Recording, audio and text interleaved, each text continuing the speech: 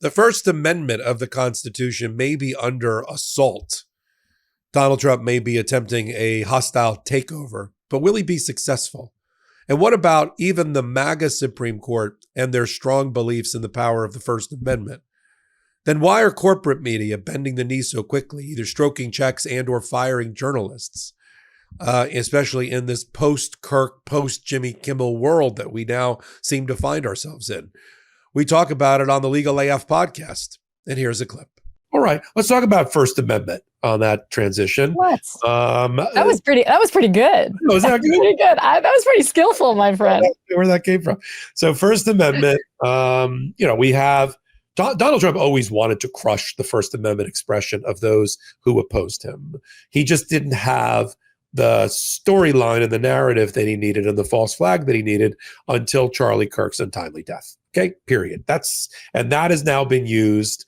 All the executive orders to go after Antifa, to go after domestic terrorist organizations. Look at his smile on his face. Domestic terrorist organizations, which is a code word for democratic institutions, civil liberties group, immigration rights group, the George Soroses of the world. The George Soros boogeyman is back. The fact that George Soros takes billions of dollars from his foundation and has been funding progressive causes for the last 30 years.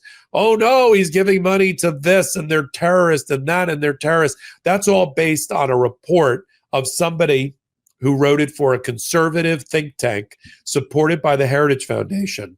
Just to be clear, who he himself, the person who wrote the report that they're basing the executive orders on, is on the Southern Poverty Clinic's watch list as being a member of hate groups, because he's anti-Muslim and has made films that are virulently anti-Muslim.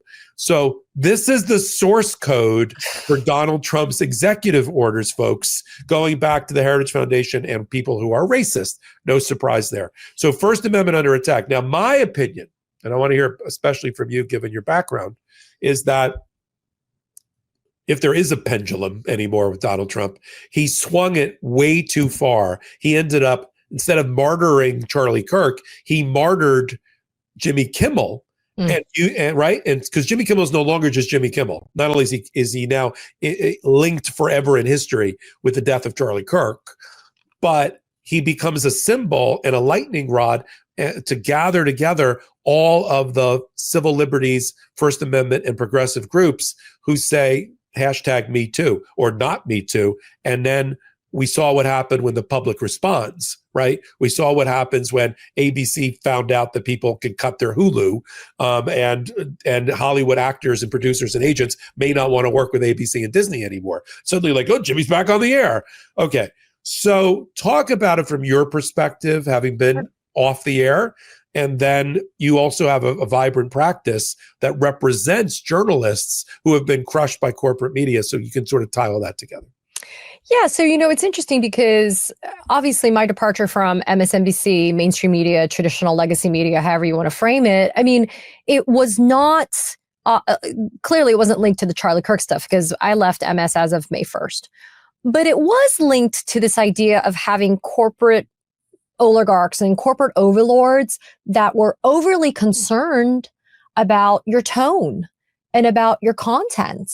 And it really was a direct result of, after Trump taking office, the FCC chair, Brendan Carr, as y'all will remember, he was sending threatening letters to NBC, ABC, CBS, the parent companies, Comcast, Paramount, et cetera, Disney, saying, look, I need to know all of the details about your DEI policies. I need to know everything about your woke policies and programs. I mean, he made it very clear that he was going to do stuff like he just did in that CBS Paramount settlement, where not only was it, the $16 million, but if you'll recall, for that merger between Skydance and Paramount, now there's a ombudsman, a monitor that looks at the programming to make sure that it's, quote, fair. And we all know what that means, right? And now we're also hearing word in media in that space that Barry Weiss might be coming in to run CBS's news stuff, right? Which is outrageous, right? So for me to be able to be an independent media like we are here And it kind of deals with what we talked about a few minutes ago, which is we have to speak unabashedly and frame things in the truth. And part of that is saying the hard things out loud, talking about these executive orders in saying that it is in the pursuit of cleansing this country of minorities. I could not have gotten away with saying that if I was on mainstream media, Mike. I would have gotten in a lot of trouble. I was already getting into trouble with some of the stuff I was saying about convicted felon Donald Trump. And so this idea that Charlie Kirk's death became this lightning rod wherein it's not cancel culture, because it's not even a fair characterization. They wanted to martyr the death of Charlie Kirk and revere him for his pursuit of, quote, free speech. And yet when people express their ideas and opinions and thoughts about it, they were fired. They lost their shows. They were punished in some way. And that's why for years I was friends, and I'm friends with a woman named Karen Attiah. And she's one of the most talented people. Y'all may remember her because she was lifted up in ways by the Washington Post for the work she was been doing there until she was just wrongfully terminated 2 weeks ago when she spoke out about Jamal Khashoggi's murder. And people were who was a Washington Post reporter. Exactly. It was chopped and that up was one of her closest friends. It was chopped up in little pieces by the crown prince of Saudi Arabia. Yeah. Jared Kushner, Donald Trump's besties, right? Oh yeah. Live Golf, right? Oh. I mean, so when Karen spoke out about these things, because Jamal was one of her very close friends, the Washington Post elevated her profile. And just 2 weeks ago, literally right after Charlie Kirk died, she expressed her opinion as an opinion writer for the Post, saying a few things. One, let's not ignore the facts and the statistics and the evidence that shows that it's white male shooters, far right male shooters, white, that are the predominant ones that are doing all of the killing and the harm. And she also said, why do I have to do performative grief if I don't agree with the martyring that you are doing of somebody like Charlie Kirk? Isn't that the point? What I said, and I think I got it right, but this is my own commentary.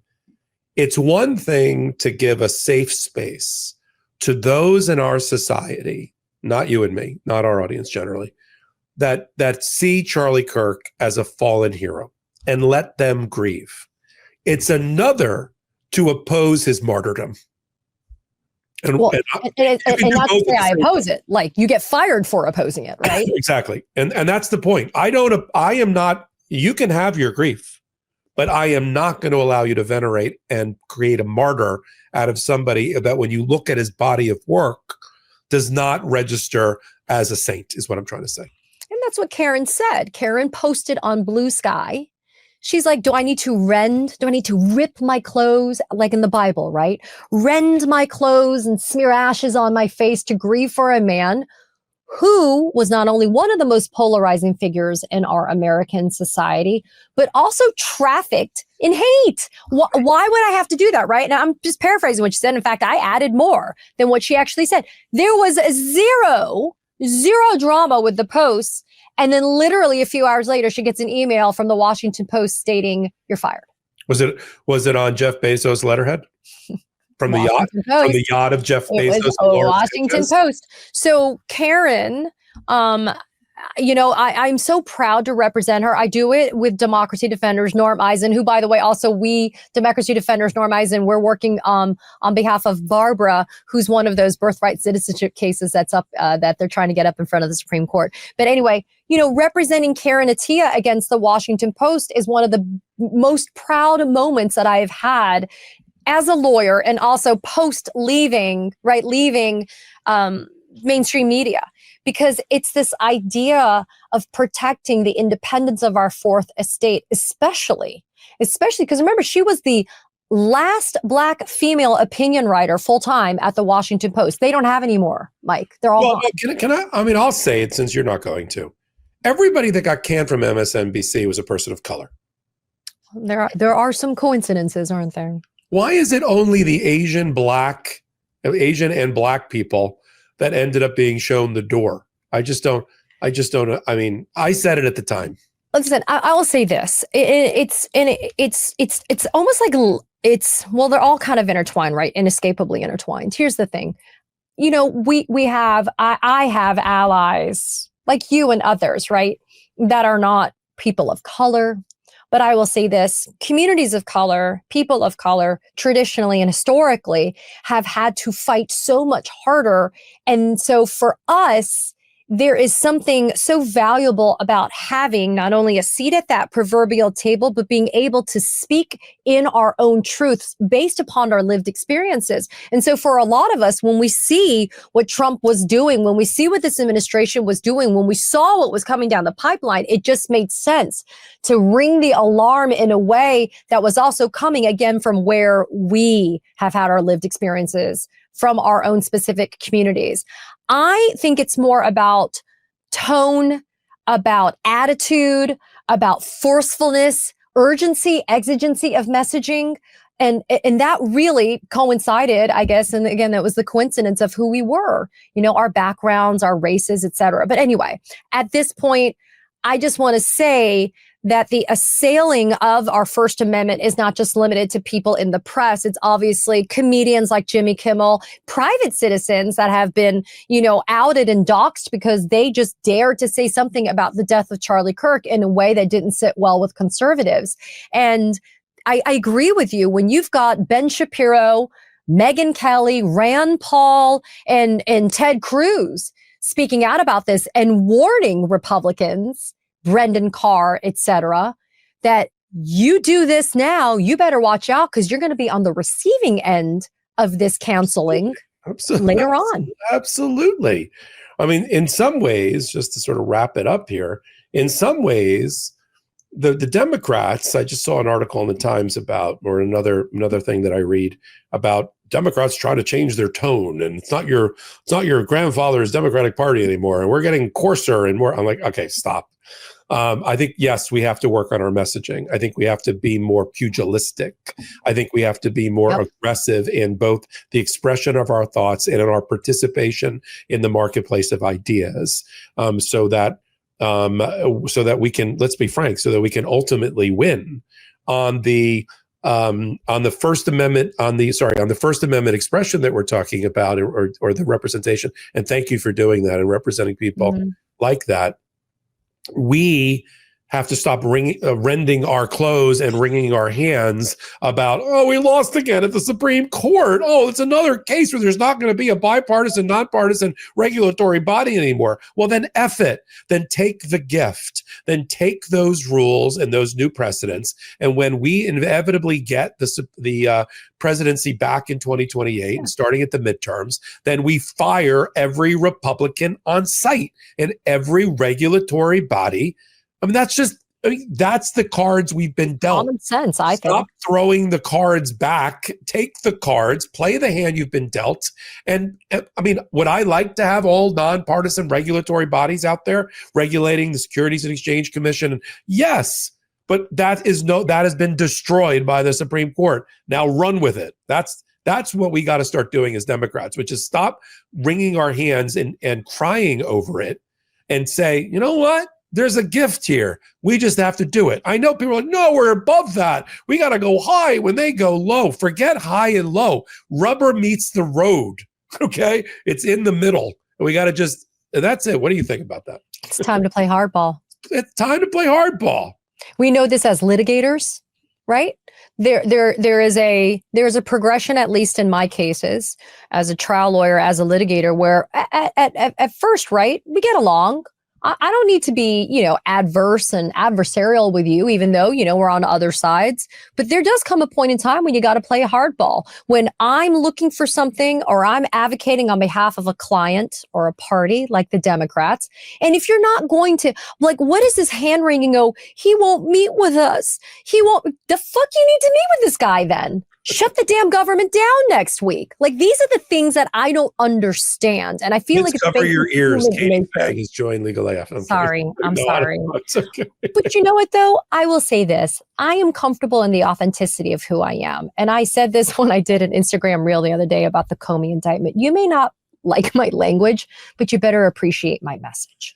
Because that's what we have to do. We have to get the authenticity of our people, what they're doing for us in places like DC. But when it comes to this, why are we always in good faith trying to negotiate with the other side when they're showing they don't know what bad faith is, they don't know what good faith is? Their default is bad faith. So in my mind, okay, to your point, this is what we have to deal with. Yeah. This is what we do as trial lawyers. This is what we do as litigators. We have to pivot on the spot based upon a bad ruling from a judge. Judge is going to strike that. That doesn't come in. You think we're going to sit there and wring our hands and be like, Judge, I got to take a moment. No, you poker face it and you pivot. And I'm not understanding why this is so hard to do for them. Well, you'll appreciate that when I was training my lawyers as trial lawyers, and I was in-house counsel, I told them, look, this is very simple. This is our mantra.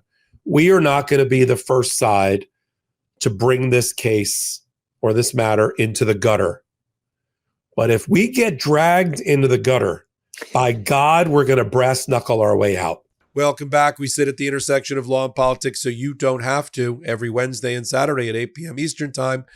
The show that I co-founded called Legal AF, the podcast. Top 50 in the country, top 50 in the world. That's all because of you. If you listen to us on audio podcast platforms, Spotify and Apple, great. Appreciate that. Hummingbird Theory, come over. Watch it also on the YouTube version, 8 p.m. Eastern Time, hour-long podcast, Wednesdays and Saturdays. You're on the MeidasTouch Network or Legal AF Network right now. Hit the free subscribe button and continue to help us grow those two channels. And then, of course, we've got Legal AF, the Substack. What else? Almost 100,000 subscribers. We've only been doing this for about 4 months. It's all because of you. I curate the content, and I think you're really going to enjoy what we're doing over there. You can't find it anywhere else on Substack.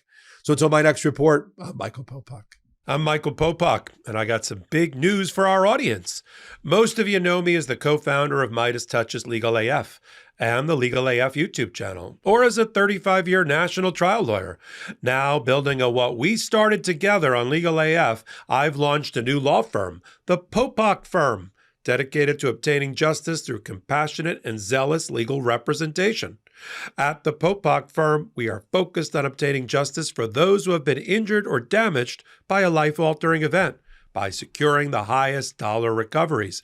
I've been tirelessly fighting for justice for the last 35 years, so my own law firm organically building on my Legal AF work just feels right. And I've handpicked a team of top-tier trial fighters and settlement experts throughout all 50 states known as big auto injury attorneys who have the know-how to beat heartless insurance companies, corporations, government entities, and their attorneys. Big Auto's attorneys working with my firm are rock stars in their respective states and collectively responsible for billions of dollars in recoveries. So if you or a loved one have been on the wrong side of a catastrophic auto, motor vehicle, rideshare, or truck accident, suffered a personal injury, or been the victim of medical malpractice, employment harassment or discrimination, or suffered a violation of your civil and constitutional rights, then contact the Popok Firm today at 1-877-POPOK-AF or by visiting my website at www.thepopokfirm.com and fill out a free case evaluation form. And if we determine that you have a case and you sign with us, we don't get paid unless you do. The Popok Firm, fighting for your justice every step of the way.